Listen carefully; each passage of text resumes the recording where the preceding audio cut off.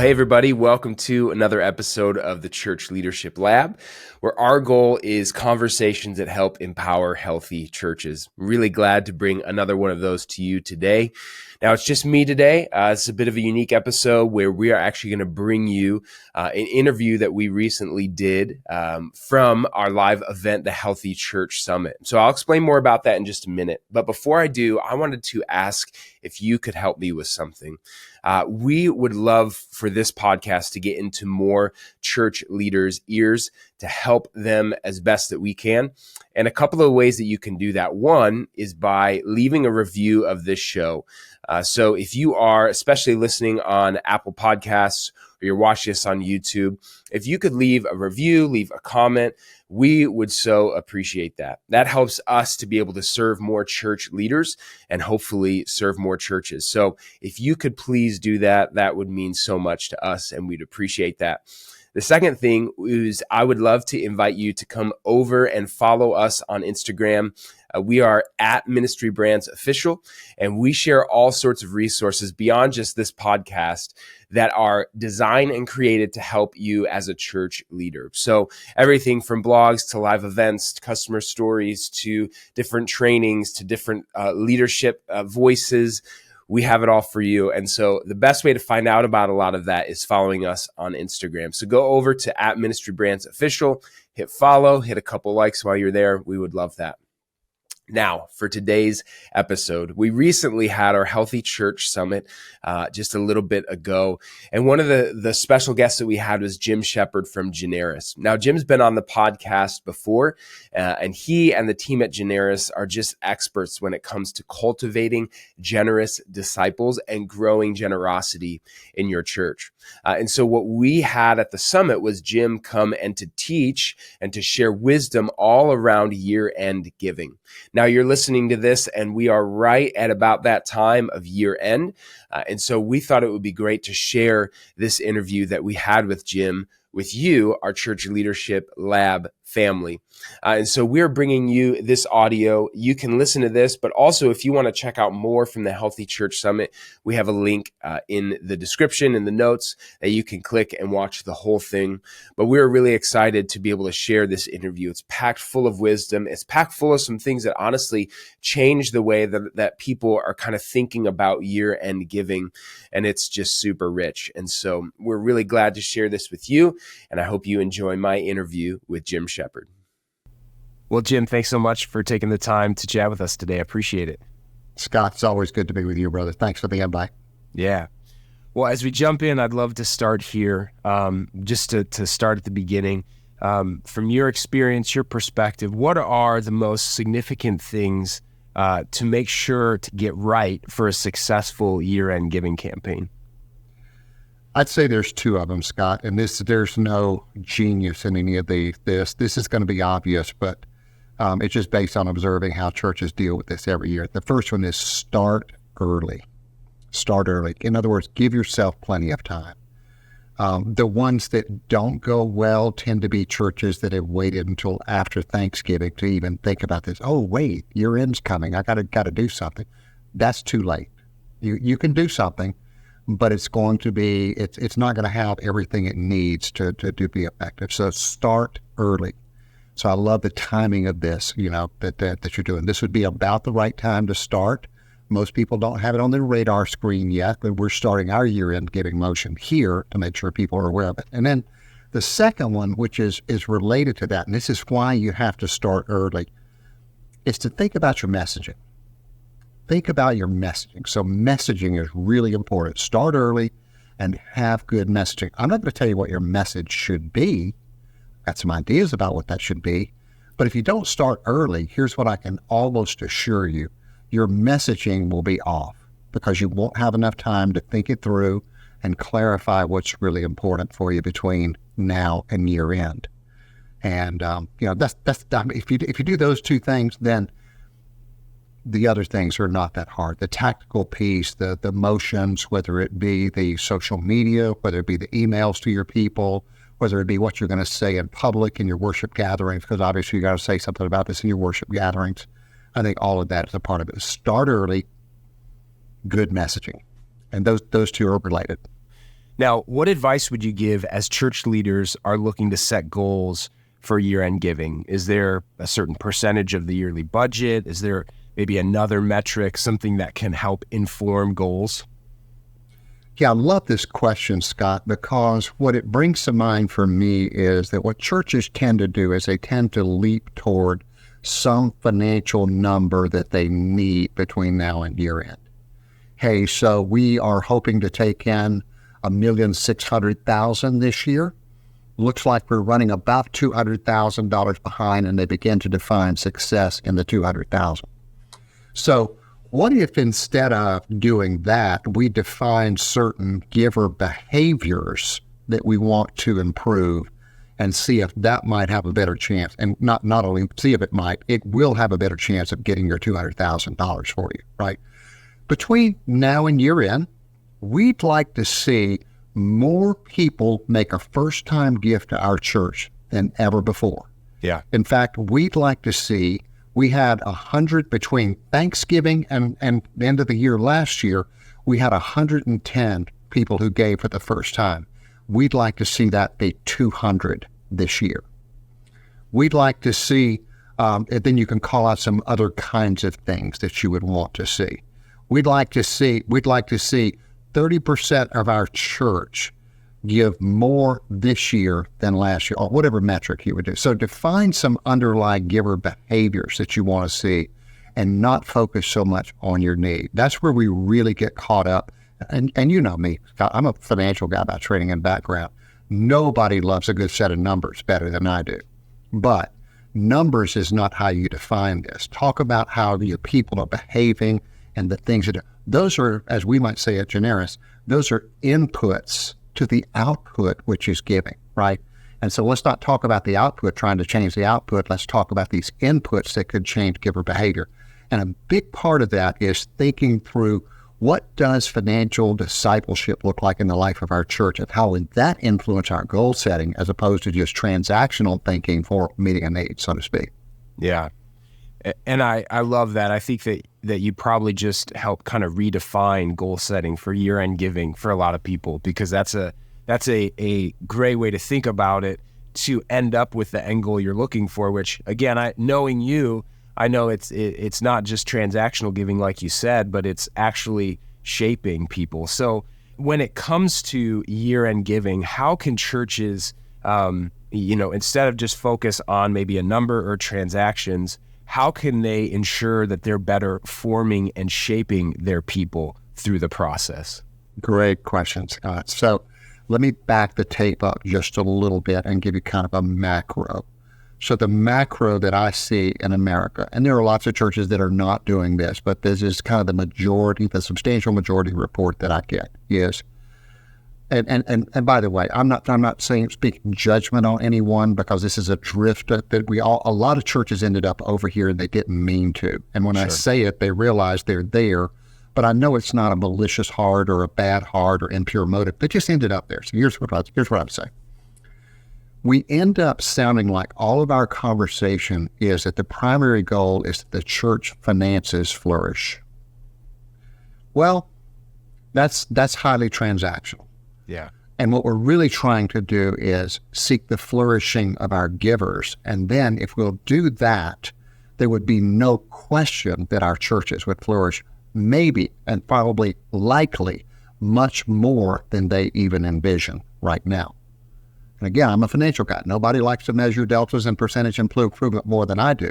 But I feel like that when we speak about church flourishing first, we're actually putting lids on our giving, and we don't realize that. We're putting lids on giver behavior. And I think, the verse that I would hold up that's the clearest one to me is when Paul was kind of having this little, discourse in the 4th chapter of Philippi, of his church letter to the church at Philippi. And he's talking to the people at the church there, and he said, look, verse 17, the gifts you gave to my ministry, I'm grateful for, but what I was even more excited about was what happened to you when you gave to us. Yeah. So there's the back of the tape. So what would it look like for us to embed that into our year-end giving thinking? So there would be what I would say some mission and vision talk. Mission and vision gets lived. When mission and vision gets lived out, you're seeing impact. So tell stories of impact. recap some of the stories that you've told during the year. One of the things that happens is we drip stories out during the year, and nobody realizes that if you put all of those stories together, it's a really massive impact that you're talking about. So maybe even just go back and recap stories you've already told during the year, because there is a collective amnesia that begins to set in, and you're trying to say, look at all the great stuff we've done this year. Yeah. This is not about meeting a budgetary need. This is about making sure that our ministry is positioned to do more of this right here that we've told you. And then underneath that, rather than talking to people about an amount of money that you need, what about just asking them this question? Hey, so this year, we want to see more new givers. We want to see more of this. Talk about those 2 or 3 giver behaviors. But importantly, between now and year end, rather than us telling you how much money we need, here's what we want you to do. We're sending you your giving statement of everything that you've given to the church through the first 10 and a half months. Take a look at that and make sure 2 things. It's in line with your plan to give this year. And number 2, that you've asked God, what would you have me to do to honor you with my finances in the giving I would do between now and the end of the year? And do it that way rather than saying we're running $200,000. You might be running $200,000 short. Let's not make that the primary card that we're throwing out here. Let's put some other things out here. We believe, and we've seen it, when churches are very intentional and focused on this, it has a much different result, both in terms of the financial piece and the spiritual piece. Yeah, I love that. And I love how it highlights, again, in individuals, what does your discipleship to Jesus look like, and what is your faithfulness? That's awesome. Now, the end of the year is fast approaching. I know one of the things you said as we started was it's important to start early. So how can churches best prepare for their year-end campaign? And specifically, does Generis have any tools that might be able to help with this? So one thing we didn't say here in the conversation, and I think it's important to put this in here, is everybody talks about December being the largest giving month of the year. You know, I actually can give you some idea of what it looks like in most churches. For most churches, December is twice as big as the average of the other months in the rest of the year. Wow. Right? I was looking at the data for a church yesterday, pretty large church, and they're receiving anywhere between 6.75% and 8% of their income annually per month. Okay, 6.75%, 6.75 is the low side, 8 is the high. It's running about 7.5. You know what their December is? 16%. 16%. Wow. 16% of their giving comes in December. So there's lots of reasons for that. There's consumer behavior. There's just American behavior. There's procrastination. I mean, there's tax reasons. There's all. Not here to talk about that. That's the reality, is that it happens then. So that's why you need to plan early, think through your messaging, right? And the messaging that now that we've gone through this, you're going to hear the messaging we would advocate is more transformational, not so transactional, right? Start early. I would start by just sitting in a room and getting the numbers from last year and say, hey, what did we do last year in giving? And then say to ourselves, what would it look like for us to experience a substantial improvement in that, in terms of, and find some giver behavior in there, the number of people who made new gifts, or, you know, whatever you wanted to put in there. I mean, for me, by the way, one of the things I'd be talking about this year in is gifts of appreciated assets, because lots of people are holding stock that has made money. And if you had $25,000 in stock and $25,000 in cash, I'd tell you to give the stock. And then if you like the stock, go use the cash and buy it back, and now you end up with a $25,000 basis, and you wiped all the gains off the books. It's a magical way to give, totally legal with the IRS, and you can do that. So I would sit in a room with my lead team or whoever my team is, and then I would commission a year-end giving task force. You know, if it's a smaller church, if it's a larger church, you know, whoever it is, commission, you know, a 2 or 3, or maybe if it's in a larger church, maybe it's 5 people. Probably has somebody in communications, probably has somebody in finance, and probably has somebody in discipleship. Have all 3 of those represented, and I think you're likely to end up with a pretty good place. Now, we also have a resource that we've developed that actually takes the year-end process and the January reporting process and weaves them together. And we call it Finish Strong, Start Well, right? Finish 2023 well, strong, and then start 2024 well. You're going to have to send a giving statement to your people in January So what we say is, rather than looking at that as two motions, why don't you look at it as one motion that's all together? Yeah. And that's what our resource will do. And we've given you guys, I think, the call to action on that so people can find that fairly. We'd be glad to help you. Lots of it is free. Got lots of free resources there. But then there is a coaching option for anybody who might want us to come in and help. But there's that free stuff, you could probably do most of it on your own if you wanted to. Start early, get your team in the room, develop your plan. Yeah, that's fantastic. Well, as we wrap up, as someone who has a ton of experience cultivating, growing generosity in the church, would you just give people some encouragement as they look to finish 2023 strong? Gosh, Scott, as we look at 2023, it's been an amazing year as we watch the churches that go through this. We see hundreds of churches that are our clients. And as you might imagine, we talked to 2 or 3 times as many churches as that don't end up being or they postpone or whatever. You have to talk to a lot of people to get to that many. And what we're seeing is a post-pandemic giving pattern that to date looks really strong. Our clients are seeing lots of good successes just in their regular ongoing giving. We're having a lot of people that want to just develop their culture of generosity, even if they're not having a campaign. So there's a lot of reason to be optimistic. I know there's talk of a recession, interest rate. I mean, look, I read the Wall Street Journal every day. I know what's there. There's lots of reasons to be concerned, but we live in a world as Christians where we already know who the prevailer is in everything. And so our optimism should be on the other side of all of that, right? I know that there may be a little bit of a dip coming if you believe that, but I still believe God is bigger than all of that. And I would say the piece that we didn't talk about here in your year-end giving campaign would be this, and it would be prayer.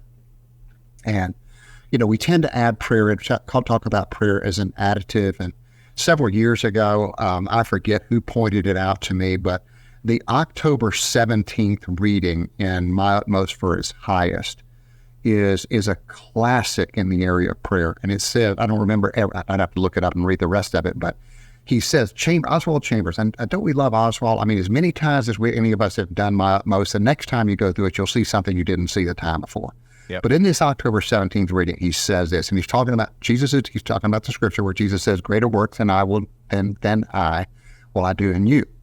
And so he says this, he says, prayer does not prepare us for the greater work. Prayer is the greater work. That's good. It is the greater work, brother.